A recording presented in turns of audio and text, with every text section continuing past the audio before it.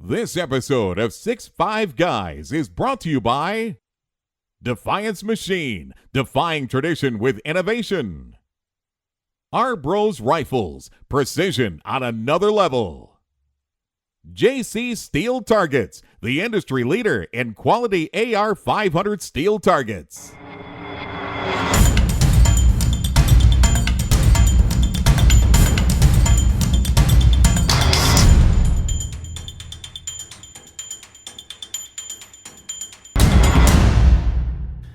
This is 6'5 Guys, and we're providing you the 2016 coverage of the Vegas Precision Rifle Challenge. Second year that we attended, but this year we were competitors, which was, as much as we enjoy filming these matches, it was a lot better to compete. Yeah, it was, for me, a great opportunity to shoot with some really good shooters and learn a lot. And so here we are kicking things off. I tell you, there were a lot of range ROs for the match, and so we definitely want to thank the contributions not only of the ROs, but also Tyler Frainer, the match director. Mm-hmm. A lot of work goes into this. Now, this is at the Cadam range right off Nellis, and there's Jorge Bonilla. He's in the Air Force and helped to coordinate the use of this range. So again, just an incredible amount of work goes into setting up a match like this. So again, we really want to recognize and thank folks. So here we are on 6-2, and this is the Mystery Safari presented by Magpul. And you've got targets at 387, 591, 724, 952, 12 rounds. And you drew random cards, and then you had to memorize those. Now, an interesting thing here is for a left-handed shooter, you see how my body was a bit uphill, and that actually presents a real challenge. Mm-hmm. So a takeaway from this stage is from a practice standpoint, I mean, that would be something good to simulate.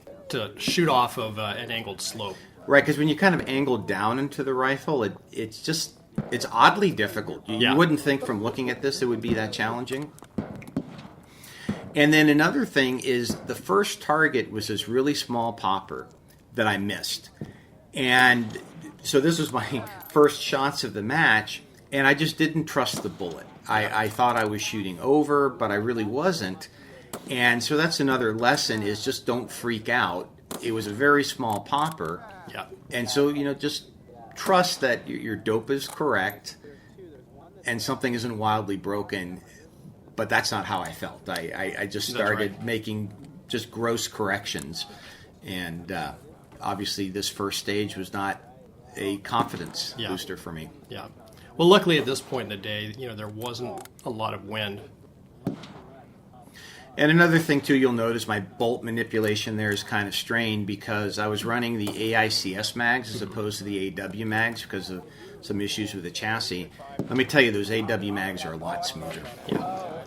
So now we're moving over to stage 6-1, which actually ended up being the second stage we ran, called Pull Your Weight, Damn It. You had 2 minutes on this, and the target was at 300 yards. So essentially, you shoot strong side first, then you go back, pull the tire past the cone on the other side, and then you shoot weak side. So that means, your non-dominant eye and your opposite hand, whatever hand you typically use. Here I lost a little bit of time just because I didn't realize that the tire had to be completely past the cone. And there's also a bit of gaming this too, little things like throwing that rope over like you did so that you would be... It's on that opposite side. Yeah, so that you would be prepared. And so there's even, some gamesmanship that goes into a stage like this. One other issue I ran into here is coming off weak side, I actually ended up short stroking the bolt and had a double feed. My recovery from this was not as fast as I would have liked. So again, it's another drill to practice. Yeah, there it is right there. And but again, I mean, good recovery, but it was a nasty misfeed for you. Yeah. But yeah, just making sure that bolt goes all the way back. I mean, hits that stop. Yep. And, there's a cross pin on that stop that'll, bend after a while. So as part of my routine maintenance, about every 1,000 rounds or so, I just change it out. That way that bolt stop doesn't bind up. Now, the interesting thing about this particular stage was the round count was unlimited. So the faster you could go back and forth between pulling the tires and getting your shots off, there's real opportunity here to gain some points on this stage.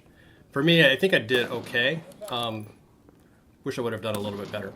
Well, believe it or not, despite my limited athletic prowess, I actually did pretty good on this, and I was very happy.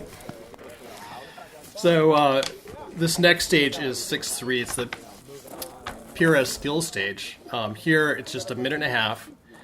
Target at 400 yards, and it's 1 point per hit. So basically, I'm shooting at targets from left to right, and I can only advance to the next target once the previous one was hit. I actually did pretty well in this stage.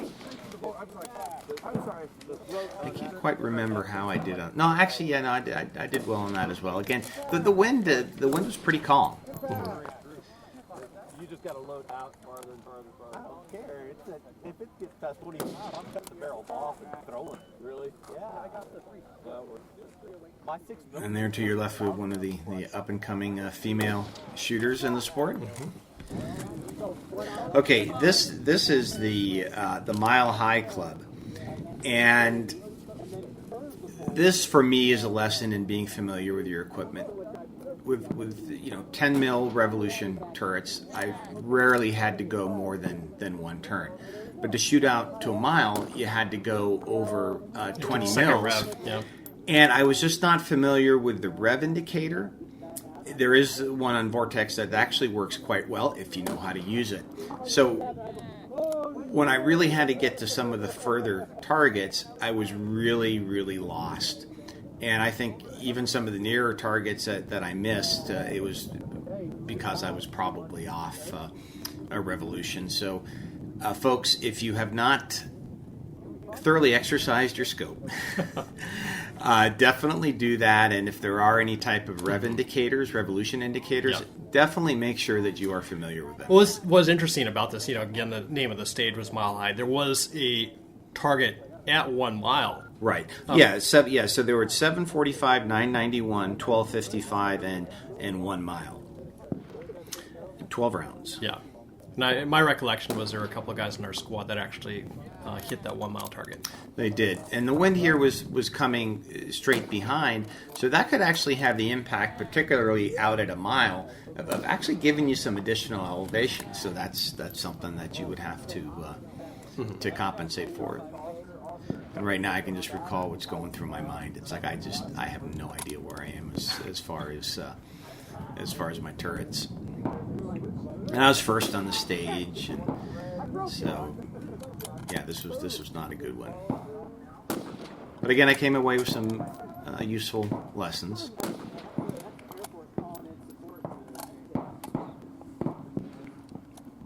I believe there was a required mag change on this. There was, and also as far as the. All right, so here we go to the Speed Goats from Hell. This was 300-yard target, and this is again another PRS skills stage. Only 60 seconds to do this. And being that it's a barricade stage with all the barricade practice that we do, I thought we would have done a lot better. I only got 1 hit. I think you got 2 hits. But the difference was this was a kind of a thin plywood barricade. Our barricades are built with old world craftsmanship. Yeah, it didn't offer a lot of stability. It didn't. And so since then we've started to use the SS loophole sling, which gives you a lot of stability. And some of the, like Austin Oberman, who was in our squad, he used similar technique. Yeah, a similar technique. Yeah. So to you folks out there that are creating a barricade, just do it out of a sheet of plywood. You do fine. This is stage 1-1. Go home, Leroy. You're drunk. So you're shooting with an air pistol. Here you had to do a mandatory roll, and you got style points. Well, unofficial style points, which I think you did quite well. Thank you. So this was the stage I actually felt pretty good about. I did pretty well. I think I may have dropped only 1 point on this stage. Yeah, this was a really good stage for me as well.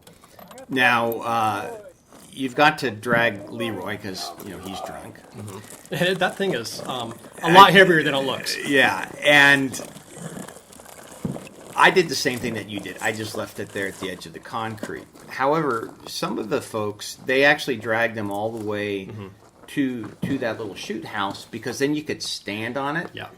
And because for me, I had to be on my tiptoes. Well, for what I did, and you may have noticed, was I had 2 big bags. I dropped one and actually am standing on it right now to give me that additional about 4 inches of elevation. So your feet must be like right together, like on top of it? Pretty much, yeah. But I was in a nice, comfortable position. Yeah, because you look really comfortable. Yeah, and that was the same technique I adopted, was just had the rifle on the apex, I guess, of the roof.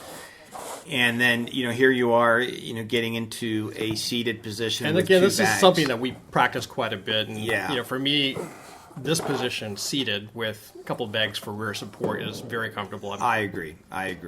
So, yeah, if there's sitting involved in a stage, I feel very, very comfortable as a result of our practice. And then you can actually lash the 2 bags together. And I've noticed that even adds additional stability in the seated position. But of course, sometimes it's difficult to do if you have to use them singly. Right.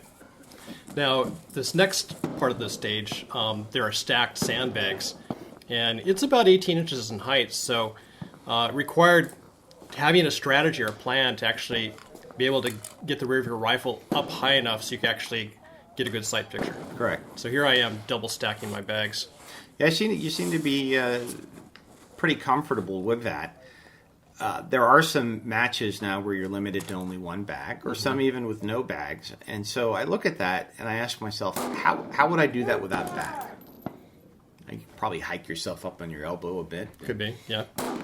Probably wouldn't be as stable, but as I go through the video, that's one of the things I'm starting to think about is, what if a limitation is imposed on us, equipment-wise? How would we do it? And there you are with those AW mags. Just smooth as silk.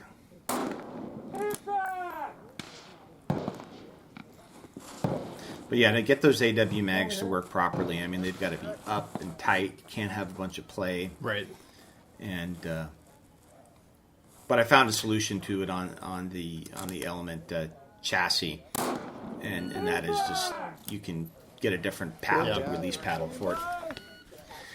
Okay, so this is stage 1.2 up yours. Targets at 200, 417, and 624, 9 rounds, and I actually did quite well on this. Now you look at the ladder stage, and those were the only 2 shots. That's a tough position, and I think what I saw was a lot of guys, knowing it was just a bad position to start with, shot in the general direction of the targets, but kind of quickly got off some shots just so they could move down into that prone position up on top. Yeah, and this is where we'd like to hear back from our audience. Is there a technique to do this? To shoot off a ladder? To shoot off a ladder? Because this is not the first time we've seen it. But you could burn a lot of time on the clock just trying to get into a good position. Well, absolutely. So I had no idea what a good position was, as you can see. So, if there's a known good position, it would be nice at least approaching that. Absolutely. Not wasting a whole bunch of time. When I got up on top, I actually got connected with the target on all my shots, but come to find out after I was done with the stage, I shot at the wrong target. Hey, that happens. When we go through one of the stages here, we'll talk about that. And then, of course, when you get up on top of those Connex boxes, which are, again, appearing in the matches, those roofs can be really kind of wobbly and unstable, and that provides a challenge in and of itself.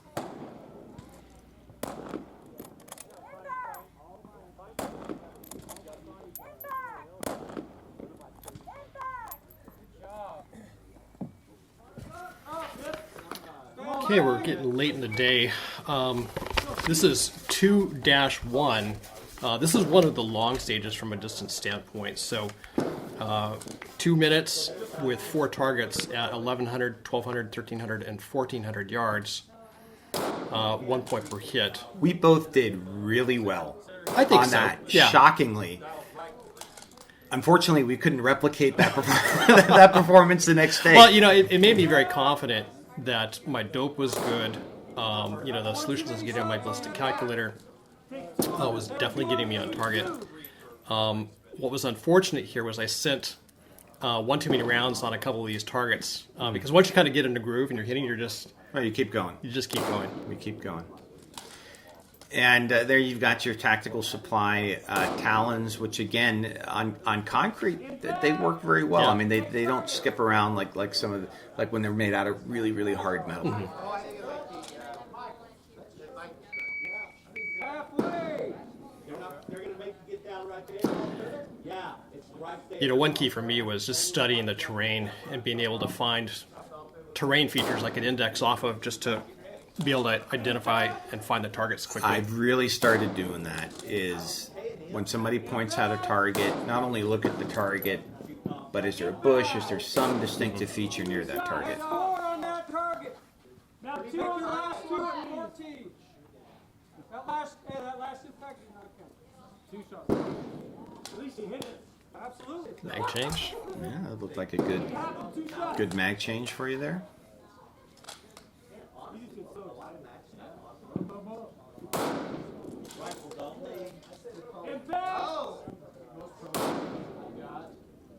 You notice the delay in calling impact because it takes that long for the bullet to get out there.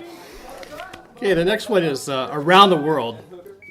This was 2 minutes with 2 targets at 298 and 565. They were actually spread pretty far apart, but here you start off shooting left side.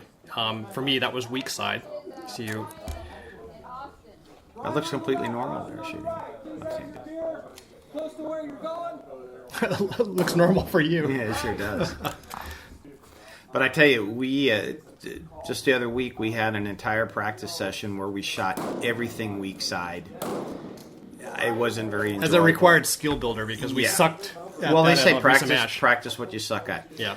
Now on this particular stage here, you had to not only shoot out of the crook of the tank trap, but you also had to shoot off the top of one of the posts. Yep. Which, if you're just of the right physical build and height, you can do it in a kneeling position, and it's pretty easy. I lucked out. For me, that was not possible. But yeah, if you couldn't get into a kneeling position on that, I talked to some of the shooters afterwards, and they said, that was really designed as a very difficult shot to make. Yeah. I think I did around average, maybe a little bit low on this, just because you'll see in a moment that I burnt a lot of time trying to get my rifle to balance on top of one of those posts. Right. Okay, so here on the right side, we're shooting right eye, right hand, so that was a strong side for me.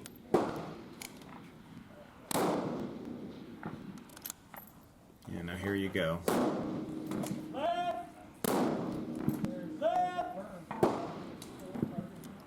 This is just painful to watch here. Well, right, and as you see when you try and get situated here, this is the reason why they make you keep the bolt back and open during the when you try and set up with a position like this, because your rifle's just it's just flopping all over the place. It's a really difficult shot to set up. Yeah.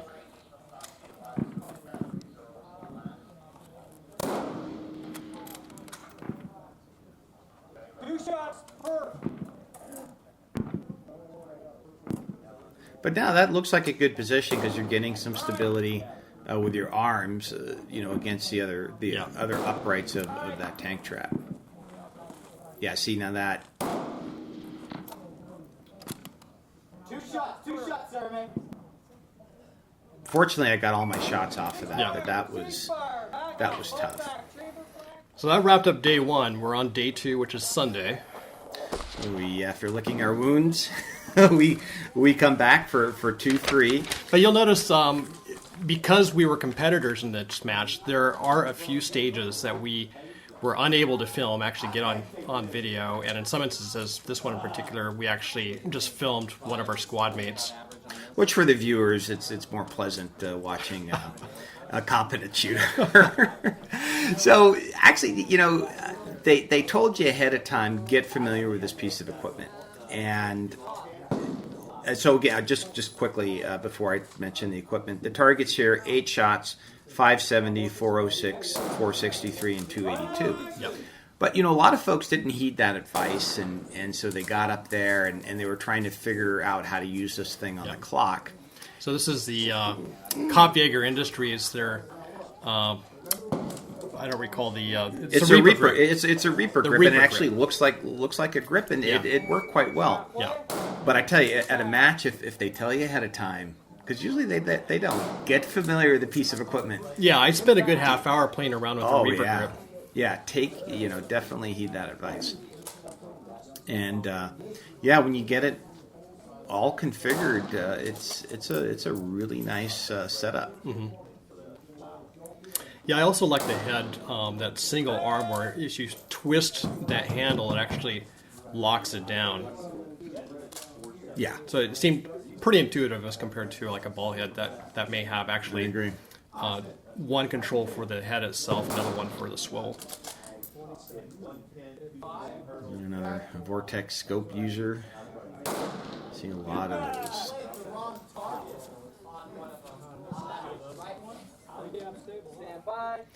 All right, here we are with another abysmal PRS skills stage. Again, But look how wobbly that barricade is. well, that's just it. So, 400-yard target. It was a pretty generous target. Should have been cleanable. Many people cleaned it. I only got one shot. Again, was just not familiar with a thin plywood barricade. And I tried to balance the rifle in the middle, which some shooters like Jake Vibert do very well, balancing their rifle like that. It doesn't work well for me. I tend to do more the one leg up, one leg down with the bipod and grip it. Which I don't think would be possible with this barricade because it's not only flimsy, but if you push forward or load into it, it would just push the barricade forward. Well, when you put your hand on that leg that's down with the bipod, you're gripping it and pulling it back. So even if it's floppy, it's like an isometric kind of push-pull. Gotcha. Yeah, and so, of course, after the match and talking to folks, that's some of the advice that I got. And, so far, when I've encountered plywood barricades like this, using that technique has worked pretty well. But we still need to make our own plywood barricade. Yep.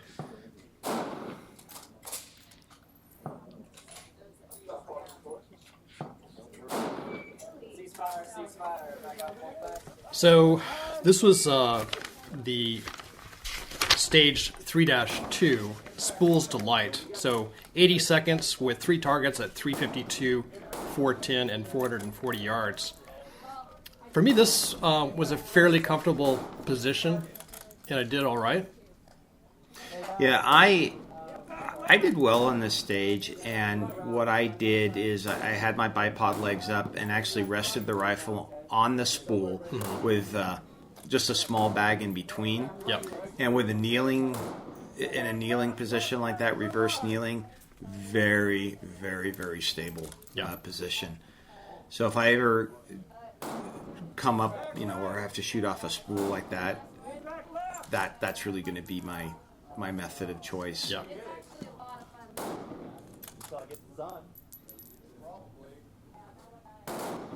Of course, the spools are better when they're turned on their side, and it's like shooting off a table.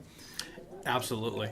I think if there was any one thing that was challenging about this was that spool is rounded, so the question is, how do you want to rest your rifle on there? Are you going to fully deploy the bipod or just rest the rifle directly on it? I thought a lot about that as I saw you shooting. So here's the tantrum. Now, you weren't allowed to use any accoutrements. Targets at 300, 350, and 400 yards. These were small targets. And so my strategy... Really small target. No, seriously. I mean, even if you were allowed to use slings or bags or whatever, really small targets. So the strategy on this, after talking to other shooters, was just get through these positions as quickly as you can. So you have more time in a prone. And just pick up what you can on prone. And in talking to folks, 2 to 3 points on the stage was a good score. It was a good score, so I was happy. I can't remember if I got 1 or 2 hits in prone, but I was ecstatic with that. So I still could have done it a little faster. But then, you saw people just burning huge amounts of time in offhand when a hit would have just... I mean, these were 1 MOA targets. Yeah, and I think that goes to stage strategy. I think if there was one stage that I would say was probably the hardest, this would be right up there. I agree. Again, if you could pick up more points on this than other shooters, then it gives you an advantage, if you would have prepared for it. But there's just something in the back of your mind that just says that you just resist blowing through a bunch of your finely crafted match ammo just to get to prone. So here we're at stage 3-4, turned down for what? And this is 80 seconds with 2 targets, 808 and 982. Again, this is an unlimited ammo stage, so you're alternating between that 808 target and then there's a bear at 982. So the quicker you could send off a target, get on to the next one, and hit that one, the more points you could potentially pick up. And given the distance of the targets at 808 and 982, if you waited to see your hit, in that 80-second time period, you could maybe get off 10 to 12 good shots. There were people that did this stage that got 20 because they hits. didn't wait to see their impact. They didn't wait, but then you have to be confident that your dope is on. And the problem that I had on this is I wasn't hitting, so it's like, okay, do you just throw lead? Or you which is what you can see me doing right here, because this was not one of my stellar performances. I think I was probably got maybe a third of the impacts. I kept on wondering, am I missing because my elevation is off, or is the wind call just bad? Yeah. Okay, so here we have the spinner stage, which, by the way, we do have a video and write-up on that. So stage 4.1, look at that little spinner by MGM Targets. It's a 290-yard spinner, 8 rounds, and I cleaned up on this. Unfortunately, the weight of that stage was revised, so while it was very accretive to my overall performance, unfortunately, it wasn't as accretive as it could have been. It comes to, just kind of overall match design. You don't want one stage to kind of make or break the standings. And because so many people did so well on picking up those points by getting it to spin, they decided to revise the weighting. So here I am on stage 4-3. This one was a really short stage for me from a timing standpoint. 90 seconds with targets at 200 yards. But 12 shots to get off and moving across 2 different positions. So I did pretty well on this first part, but when I got to actually moving to the other position for this course of fire, I had a hard time trying to identify the targets. It wasn't clear to me, and I should have paid more attention to getting target identification. Well, and you saw the really good shooters. They sprinted up from this prone position and got down there at those railroad ties. I mean, they sprinted like a gazelle. Yep. I moved down there more like a wounded turtle. Well, when you're as old as we are, we do what we can. Just making it down there is usually an accomplishment. But the targets were generous. I mean, there wasn't anything overly difficult about the targets. It's just that you had to just move. Came down to, you had to move fast. Yeah, you had to move, and you had pretty limited time. Okay, so here, this particular stage here, 5-3, this is the lazy W, and you have to alternate between targets at 100 and 425 yards.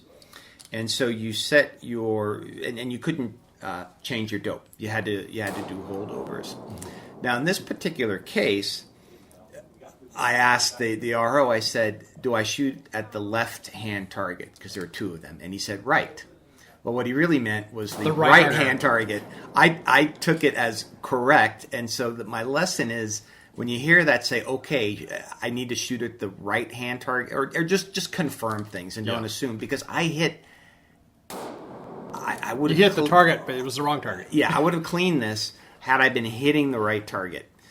And so, needless to say, that was pretty darn disappointing. Just one other thing is, it was completely hold over, and then halfway through the stage, you had to do hold unders. You actually had to dial, and then you're holding under.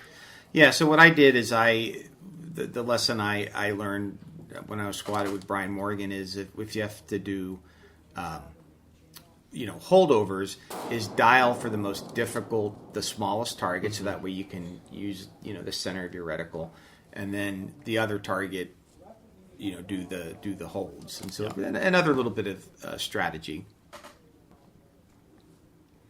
Well, I tell you, I only spent a day with Brian Morgan. Man, the stuff I learned being squatted with him was incredible. Okay, we're on 5-4, T-posts and rooftops. 90 seconds for this stage. Mercifully, the last stage of the match. So this first part, you're shooting off the T-post. Any equipment is allowable, and what I'm using is a tripod as a rear support, which for me was a really good aid as compared to what some other shooters were using, which was either nothing or maybe a sling. Yeah, and it was interesting because we had anticipated a stage like this, so we were well prepared. And so after we set up with the tripod, it was interesting to see how many shooters either wanted to borrow our tripod or whipped out their own. Yeah.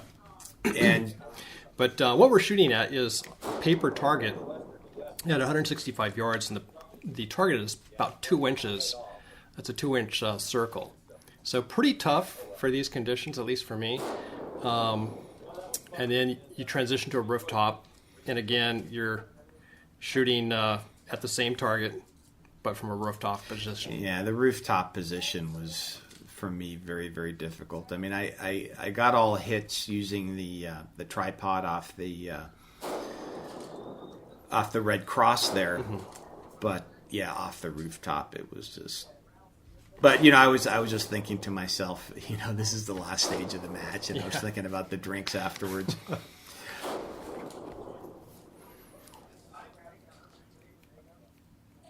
But that caps it off.